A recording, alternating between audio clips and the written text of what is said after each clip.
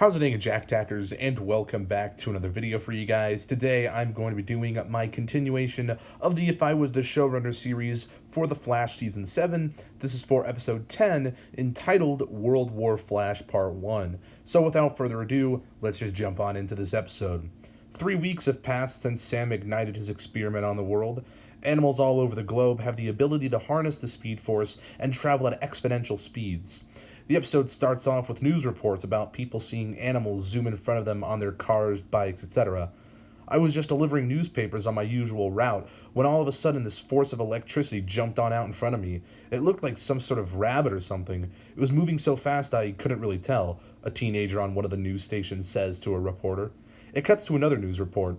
A woman reporter says, "The President of the United States has declared a nationwide lockdown. Do not go outside. It may be too dangerous." Yet another news report is shown. A man is speaking and says, "Tensions rise overseas as Kim Jong-un threatens to release targeted missiles to help decrease the wild animal population in an attempt to make the world safer if the superspeed is not extracted from them soon." Wildlife conservationists have spoken out on the matter, and many believe that the voice starts to fade as the camera pans out from a TV screen and into Star Labs, where Barry and the rest of Team Flash are watching it. 3 weeks. And we've done nothing. After Barry says this, he kicks over a trash can in anger. "Son, it'll be alright. We just have to get to Sam and make it stop all this," Joe assures him. "Even if we find Sam, it won't matter. All the destruction that's already been caused by him, it's too great," Barry exclaims. "But we can rebuild. We're strong. We will find a way," Joe insists. "Okay, then where do we find Sam?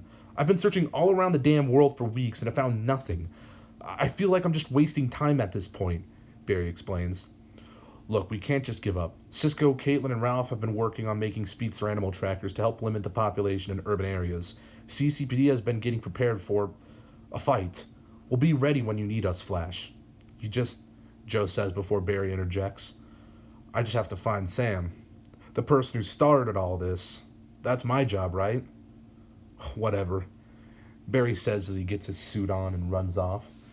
Joe sighs, and the intro sequence plays. We cut to Barry running around the world. He takes a break in a nice and peaceful meadow. He decides to sit on a nearby log. Suddenly, he hears a horse whinny in the distance. He looks up and sees a brownish-colored horse grazing on some grass. He slowly walks over to it and tries to make it feel relaxed. "Hey, girl," he starts to say. "It's all right. You're all right. Come here. I'm not going to hurt you. It's okay." He then makes it over to the horse without it running off, and he reaches out to touch it. Slowly but surely, he starts petting its head. "Yeah, that's it," he says as he goes in to rest his head on hers. Barry begins to wrap his arms around the neck and hug it. Barry closes his eyes and smiles. He feels happy for the first time in a long time. Barry then decides to get onto the horse's back and try to ride it.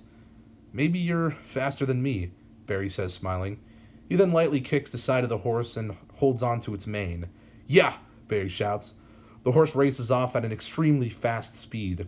Barry begins to laugh in delight. "Woohoo!" he shouts as the horse jumps over a ravine. As Barry is riding the horse, he spots something in the distance. He gets the horse to stop and gets off it. He walks over to what looks like the top part of a bunker. Barry grabs the handle and, surprisingly enough, the door into it opens. "Hello?" Barry says once the door is opened. He then decides to climb down the ladder. It's pretty dark once he gets down. "Anybody down here?" Barry asks.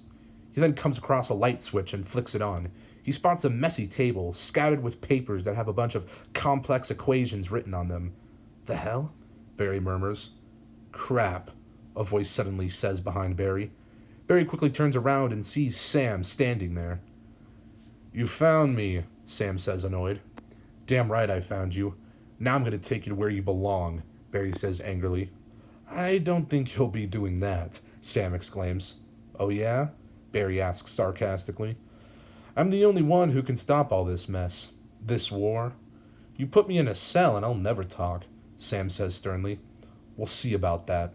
Right after Barry says this, Daniel miraculously races into the scene. "Everything all right, Sam?" Daniel wonders. "Oh, everything is just fine. Barry here was just leaving," Sam exclaims. "No, I wasn't. I'm ending this," Barry says sternly. "I tell you what, if you want to end this so badly, then why don't you and your team meet me at Infantino Street tonight? We can end it then." I swear, Sam insists. Not happening. I'm ending this before Barry can finish. Daniel walks over closer to him. He glares into his eyes and says, "You don't have an option, Flash." Barry glares back and then ultimately decides to leave. He gets back on his horse and races back to Star Labs to tell the team what just happened. It cuts to him riding into Star Labs. "Why do you have a horse?" Ralph wonders confusedly. "I came across it in a meadow. I think animals that are usually faster than humans are actually faster than humans with super speed, too," Barry exclaims.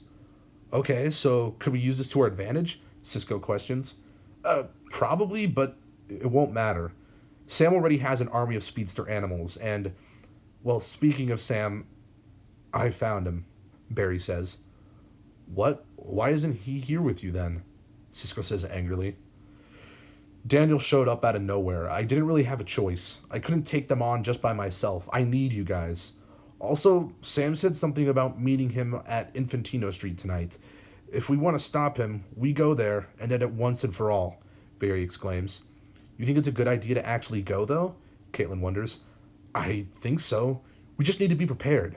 I know Sam is going to bring his speedster animals, but if I have all of you, all of CCPD, and a frickin' speedster horse, I think we might stand a chance," Barry says. "There's just one more thing," Cisco starts to say. "I think that horse of yours needs a super suit." Barry smiles, and the camera cuts to a few hours in the future. Barry is riding up on his horse. It has red and silver-colored armor. Behind him is Killer Frost, Elongated Man, Joe, Singh, and the rest of CCPD. Barry looks into the distance and spots Sam in front of a bunch of his speedster animals. "All right, Cisco, how many animals does he got, you think?" Barry asks on his comms. It cuts to Cisco and Star Labs using a drone camera. "Looks to be about 50 or so," Cisco replies. "All right, then," Barry starts to say. "Let's do this." "Now!" he yells. Barry's horse starts to charge and everyone follows. Sam whistles at his animals and says, "Go get 'em!" Everyone is charging after each other. The outro sequence plays and the episode ends. So that's episode 10 of The Flash Season 7. Hopefully you guys enjoyed it. And obviously, stay tuned for the rest of the season, of course. And if you guys liked this video, make sure to give it a thumbs up, subscribe if you're new, and I'll see you guys in the next one. Peace. Boop.